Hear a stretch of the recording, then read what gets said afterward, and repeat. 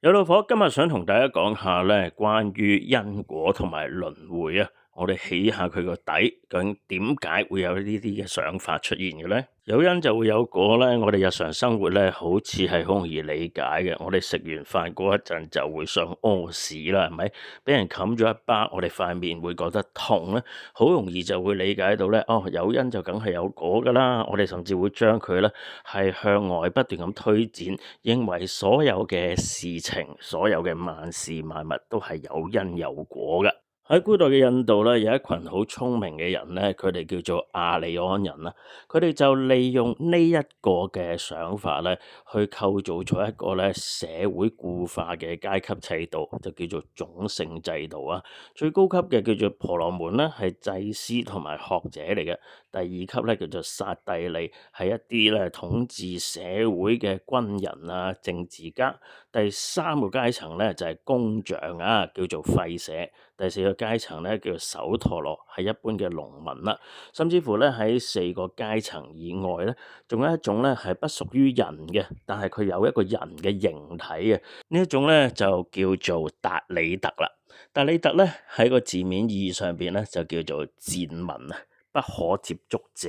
咁佢哋咧係一啲咧好污穢啊，即係你掂到佢哋啊，望到佢哋咧都會沾污你自己嘅。咁所以咧就係俾成個社會咧係隔離嘅一個階層嚟嘅。你而家去到印度咧，你咪飲嗰啲印度奶茶嘅，你有時會見到咧賣奶茶俾你嗰啲人咧係會攞個紙杯嚟斟奶茶俾你，有啲人咧就會攞個陶泥做嘅杯嚟斟俾你。用陶泥做嘅杯斟俾你嗰啲咧，係你飲完之後咧，成個杯都要咧掟爛佢，因為點啊？因為你太污糟啊，你太不潔啊，所以咧其實如果咧你去印度咧用陶泥杯嚟到飲奶茶嘅話咧，就即係自己證明自己咧係一個咧低嘅種姓階級啦，甚至乎咧係一個不屬於人類嘅賤民啦，所以咧連咧用紙杯去裝奶茶飲咧，都係沾污咗啲紙啊，要用一啲咧係行汗撈上嚟嘅嗰啲泥土同埋咧嗰啲水咧搓成嘅杯咧，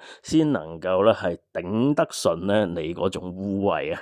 喺而家嘅印度咧，呢種種姓嘅制度係仍然存在嘅。喺印度咧，如果你係達利特啊呢啲種姓咧，你係負責通渠啦、挖屎啦、做一啲好污糟嘅工作啦。就係譬如女人生出嚟咧，有一啲嘅種姓啊，達利特嘅種姓咧，佢哋係要咧每一代咧都係做妓女嘅，冇其他嘅職業選擇嘅。咁點解會有一個咁樣嘅社會嘅安排咧？就係因為咧種姓制度背後咧，其實就係嗰個因果嘅法則啦。咁啊，在上位嘅亞利安人咧，就同在下位受壓迫、受剝削嘅人講啦：如果你哋咧係想下一世咧可以成為婆羅門嘅貴族啊，成為剎帝利呢啲有錢人嘅話咧，今世做任何嘅抵抗，做任何嘅讀書投資啊，所有嘢都係唔會咧係有好嘅結果嘅。唯一你可以做嘅嘢咧，就係按照你嘅種姓階級，即係話你係一個剎帝利嘅話咧，咁你又好好地咧去保護你個國家啦，好好地咧係去做好啲軍事上高嘅一啲防禦啦。咁有多餘嘅錢咧，就要攞嚟咧供奉婆羅門啦。調翻轉咧，如果你係一個農民嘅話咧，咁你今世咧就要好好地咁去耕田啦，好勤奮啊，咁唔好偷懶啦，咁就可以確保到咧你來世咧就能夠喺你嗰個嘅種姓嘅階梯上高咧係升去一個更加高級嘅位置啦。咁所以咧，如果你今世咧係一個農民嘅話咧，咁你就唯有咧就係好好地去耕田啦，就唔可以咧好似咧中國嗰啲農民咁樣咧組埋一齊咧就叫做農民起義啊，推翻舊嘅社會，建立新嘅社會啦。呢一個咧喺印度嚟講咧係人係冇辦法想像嘅，係 out of 咗佢哋嘅想像範圍之內嘅。好啦，咁咧最恐怖嘅地方咧就係咧，如果你係一個剎帝利嘅話咧，今世咧就算你好好地挖屎也好啦，好好地去通渠也好啦，甚至乎好好地做個妓女都好啦，由於你根本上唔係人嚟嘅，你咧不是人類嘅，咁所以咧其實你咧係唔會輪迴嘅，即係你咧死咗咧，你就會化為烏有噶啦。咁但係今世點解你唔去反抗啊？橫掂我死咗又化為烏有，死咗又係咧係永遠消滅嘅。我而家反抗咧，可能仲有一個更加好嘅生活，絕對唔會嘅。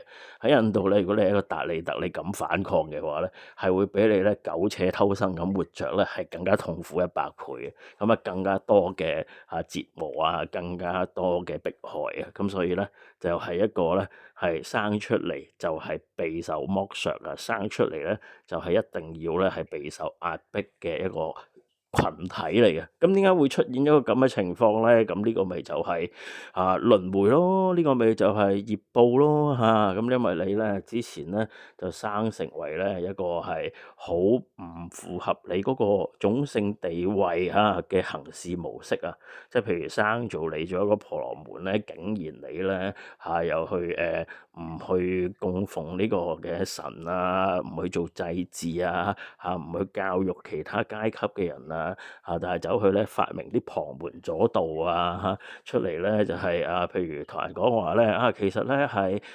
呢個世界上種姓咧係冇嘅眾生係平等嘅。咁如果你咁樣嘅話咧，咁下一世咧就會係生出嚟就變咗個達利特啦。當然啦，喺教義上咧，達利特咧就係冇得轉世嘅，今世死咗咧就化為烏有噶啦。但係咧高層嘅一個婆羅門啦、剎帝利咧，佢哋都會咧係去安慰呢啲首陀羅達利特啊，就話咧你哋而家咧生活上嘅痛苦種種嘅壓迫唔公平焦慮抑鬱痛楚等等咧，其實咧都可以下世嗰度咧係得到改善嘅。你下世都可以咧係有機會咧做婆羅門噶，有機會做剎帝利噶，有機會咧有地位有錢嘅。咁所以咧今世咧就好好地咧去挖屎啦，好好地咧去通渠啦，做妓女嘅咧好好地去服侍你嘅恩客啦，咁樣樣。簡單嚟講咧，呢一個就係一個精神控制 PUA